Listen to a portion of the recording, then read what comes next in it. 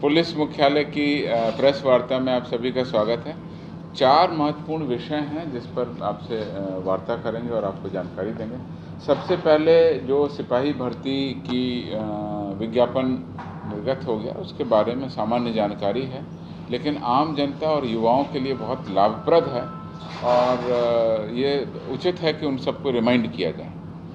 तो जैसा कि आप सभी पूर्व से विदित हैं और पहले भी आपसे ये सूचना साझा की गई थी, बिहार पुलिस के सिपाही संवर्ग सामान्य एवं सशस्त्र दोनों संवर्ग में विभिन्न जिलों, बिहार विशेष सशस्त्र पुलिस की वाहिनियों और अन्य इकाइयों में सिपाही पद के 21,391 पदों पर नियुक्ति हेतु विज्ञापन संख्या 1/2023 जारी हो चुका। इन पदों के लिए ऑनलाइन आवेदन भरने की प्रक्रिया 20 जून से प्रारंभ हो चुकी है। ऑनलाइन आवेदन पत्र भरने की अंतिम तिथि 20 जुलाई 2023 है और इस तिथि पर मैं पुनः आप सभी के माध्यम से युवाओं का ध्यान आकर्षित करना चाहूँगा और अपील करना चाहूँगा कि अब समय कम बच गया है। यदि वे बिहार पुलिस ज्वाइन कर राज्य देश की सेवा करना चाहते हैं, अपना उज्जवल भविष्य रखना चाहते हैं और पुलिस में आकर के जो पुलिस के कर्तव्य हैं उनको समझ के इसमें ज्वाइन करना चाहते हैं, तो निर्धारित तिथि 20 जुलाई के पहले निश्चित रूप से आवेदन करें। इसमें जो सिपाही पद का वेतनमान है वह वेतनमान लेवल 3 रुपये 21,700 से लेकर के 59,100 रुपये तक वेतनमान है लेवल 3 का। और इसकी पूरी जानकारी वेबसाइट www.csbc.bih.nic.in पर सभी जानकारी उपलब्ध है। ये केवल जानकारी के लिए। दूसरे, हमने राज्य के बाहर के इन 6 महीने में 29 तस्कर को गिरफ्तार किया। जो बड़े बड़े तस्कर माफिया शामिल हैं उसमें से 29 तस्कर को गिरफ्तार किया। यही संख्या 2021 में 19 थी, यानी राज्य के बाहर के तस्कर 19 गिरफ्तार हुए थे 2021 में, जो बढ़ करके इस बार 29 हो गए। तो आप हर तरीके से अगर आंकड़े को विश्लेषण करते हैं तो बड़े माफिया पर बड़ी कार्रवाई हमें फोकस रही है। इसमें जो अभियुक्त गिरफ्तार हुए हैं उसका ब्यौरा इस प्रकार है। झारखंड के 9, पश्चिम बंगाल के 1, दिल्ली के 1, राजस्थान के 3 और हरियाणा के 15 बड़े माफिया और तस्करों को इस बार हमने इन 6 महीनों में गिरफ्तार किया। तो ये हमारे शराबबंदी संबंधी आंकड़ा 6 महीने का था। इस शराब के सेवन से मृत व्यक्तियों के संबंध में जो अनुग्रह अनुदान मुआवजा दिए जाने की जो नीति है, जो 14 अप्रैल 2023 को मद्य निषेध उत्पाद निबंधन विभाग के द्वारा सभी जिलाधिकारी और सभी पुलिस अधीक्षकों को जारी की गई है, जिसमें जहरीली शराब पीने से मृत व्यक्तियों के आश्रितों को अनुग्रह अनुदान दिया जाना है, उस नीति के तहत कार्रवाई की गई। मोतिहारी में 5 घटनाएं हुई थी। एक घटना हुई थी 14 अप्रैल को तुरकौलिया थाना में, पहाड़पुर में 15 अप्रैल को, हरसिद्धि में भी 15 अप्रैल को, सुगौली में 15 अप्रैल को और तुरकौलिया के रघुनाथपुर ओपी में 16 अप्रैल को।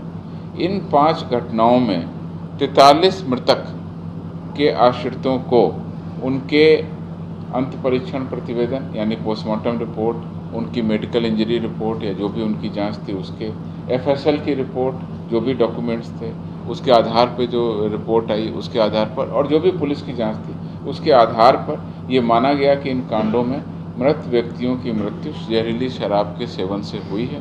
और इन 41 मृतकों के परिजनों को प्रत्येक को और उनके आश्रितों को 4-4 लाख रुपए, कुल 1,64,00,000 रुपए के मुआवजे के संबंध में जिला प्रशासन ने अपनी रिपोर्ट तैयार कर ली है और आवंटन प्राप्त होते ही शीघ्र ही इसका भुगतान मोतिहारी जिले में किया जाएगा।